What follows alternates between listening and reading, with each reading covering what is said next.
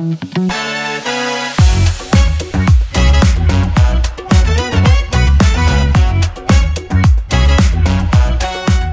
Welcome welcome. IDTV Indradhanush में आपका स्वागत है। पिछले एपिसोड में हमने जाना था कि हमें परीक्षा क्या होता है, कैसे परीक्षा दिया जाता है और परीक्षा का मतलब एक्चुअली में क्या होता है। अब आते हैं कि आफ्टर ऑल पर की इच्छा से तो बात किए हम, तो पर की इच्छाएं क्या है, उसे विकसित कैसे करें। एक्सप्रेस करना तो हम जान गए, लेकिन उसको विकसित करने के लिए तो कुछ करना पड़ेगा। अब देखो, हम लोग सब कोई छोटे क्लास से ऊपर क्लास में आते हैं। सेंस ऑर्गन्स कितने हैं? 5। Very good. बता सकते हो सेंस ऑर्गन का कौन कौन है? जी, बताओ। Eye, skin, ear and mouth, tongue and nose. Very good. इसे क्या बोला जाता है पता है? Sense organ. और सेंस ऑर्गन का मतलब क्या होता है? जहां से सेंस करो। एंटीना वाला टाइप का नहीं होता है। यहां से घुसा, इंफॉर्मेशन उधर से मिला, उधर से मिला। तो बहुत तरह का इंफॉर्मेशन बहुत तरह के सेंस ऑर्गन से मिलता है। जैसे दीवालों के भी कान होते हैं, कान से इंफॉर्मेशन मिल रहा है। बोलता है ना, देख करके वाह क्या मजेदार है, आंखों से मिलता है। उसके बाद नाक, मजा आ गया, नाक से मिलता है। उसके बाद खाते हैं, क्या टेस्टी, यमी, जीभ निकाल के। उसके बाद कोई टच किया, वाह, वो जो फीलिंग कहां से, इंफॉर्मेशन वो आ रहा है हमारे सेंस ऑर्गन से। और यही सेंस ऑर्गन्स जो हैं हमारे ज्ञान के स्रोत हैं। अब क्या है, अब आप देखो ये ज्ञान के स्रोत कैसे बनते हैं, ये इनपुट के तरीके हैं। कंप्यूटर कैसे काम करता पता है? यस। उसका जो है मेजर 3 कंपोनेंट होता है। Input, input, processing, output. या उसको स्टोरेज, प्रोसेसिंग जिसको बोलते हो, और आउटपुट। अब हमारे पास जो है कंप्यूटर के जैसे जैसे अलग अलग स्रोत होते हैं। ज्ञान के भी स्रोत मैंने अभी बताए, ये 5 सेंस ऑर्गन्स होते हैं, वही इनपुट है। यहां से जब हम इनपुट करेंगे तो वो प्रोसेस होगा माइंड में, ब्रेन में, और उसके बाद निकलेगा आउटपुट। तो आउटपुट का तरीका भी हमने क्या बताया था? जैसे लिखने का जो तरीका बताया था, है ना। तो अभी हम लोग क्या करेंगे, सीखेंगे कैसे कि इनपुट हम लोगों ने कहां किया? सेंस ऑर्गन से। अब देखो, आंखों को यूज करना है, कैसे करेंगे? रीडिंग करके। अब रीडिंग अगर हमारी अच्छी है, अच्छी गति है, एक किताब उठाते हैं और फिनिश कर डालते हैं। अब आप लोग यदि मास कॉम में के हो तो आप लोगों को पढ़ने की आदत होनी चाहिए। और अगर एक सप्ताह में अगर एक किताब ना पढ़े तो क्या पढ़ा? साल में एक सप्ताह में अगर एक किताब पढ़ लेते हो तो आप समझ लो कि आप साल में 52 किताब पढ़ रहे हो। 52 लोगों का, हो सकता है मोर देन 52 ऑथर्स के ज्ञान को तुम अपने अंदर कर इंटरनलाइज कर रहे हो। तो हम लोगों को क्या करना है? हम जो है इनपुट के स्रोत क्या हुए, वो इनपुट के स्रोत जो थे किताब, रीडिंग, तो उसको हम लोगों को मास्टरी करना पड़ता है। हम रीडिंग में अलग से क्लासेस लेंगे और वो भी शानदार होगा जब आपको हम बताएंगे कि रीडिंग एफिशिएंट कैसे आप कर सकते हैं। और आपको कम से कम जो है साल में 100 किताब जिस दिन आपने पढ़ने की आदत डाल ली, मतलब सप्ताह में 2 बुक, तो आप जान जाओ कि life is going to be changed. लेकिन इनपुट जो है आपका अच्छा है तो आपके पास बहुत अच्छा नॉलेज होगा और बहुत अच्छा एक्सप्रेशन होगा। दूसरा सोर्स क्या है बताओ? प्रोसेस। अभी नहीं, अभी इनपुट के स्रोत बताओ पहले। अभी अचानक प्रोसेस नहीं जाना है। Sir, listening. लिसनिंग, कान से। देखो 5 सेंस ऑर्गन्स बताए थे। अब मान लो कि अभी हम बोल रहे हैं, ठीक है, अभी रुको, बताने दो, इतना क्वेश्चन पूछूंगा या इतनी क्वेश्चन पूछूंगी कि परास्त हो जाएंगे।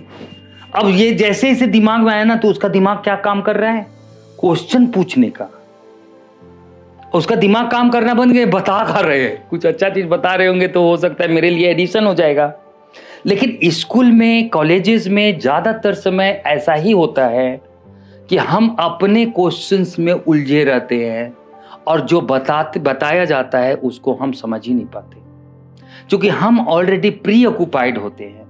जब प्री ऑक्युपाइड रहेंगे तो कोई भी इंफॉर्मेशन, कोई भी जानकारी जब प्राप्त होएगी तो वो आप पर स्टोर ही नहीं होगा, क्योंकि वो पहले से प्री ऑक्युपाइड है। बाल्टी भरा हुआ है, ऊपर से बाल्टी में पानी डाल रहे हो, कहां से भरेगा?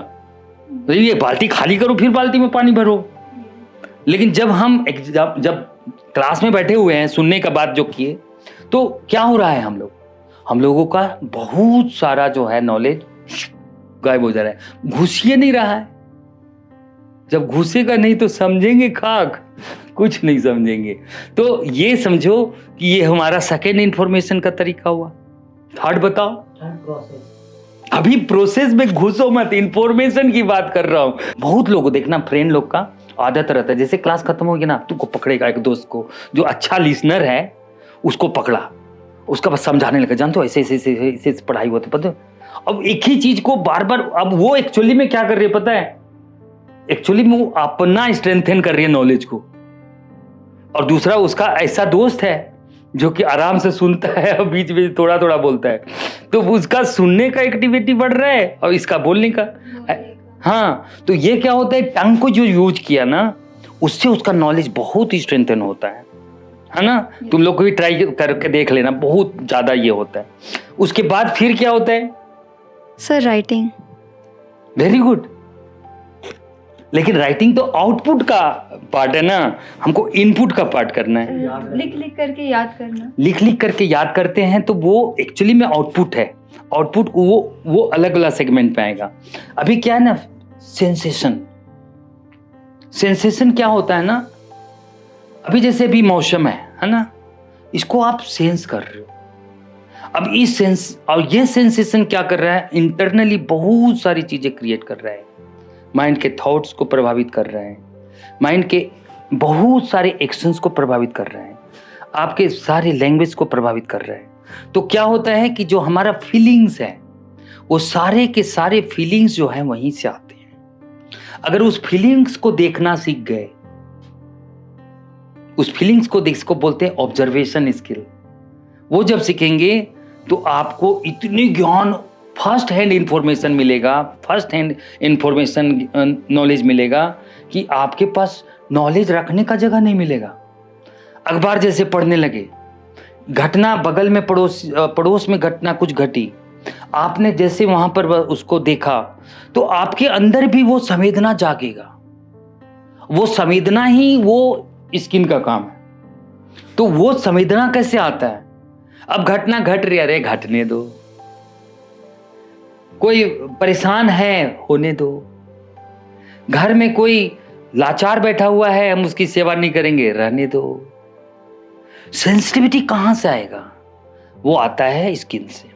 तो जब उस तरफ हमारा एक्टिव रहेगा ना, तो हम वहां से फट से जो है वहां से कैच करते, वो सब सारे से कन्वर्ट होते हैं क्या चीज में, वर्ड्स में, और उसी को भी हम लोग प्रोसेसिंग करके अभी हम आउटपुट लाएंगे, देख लेना।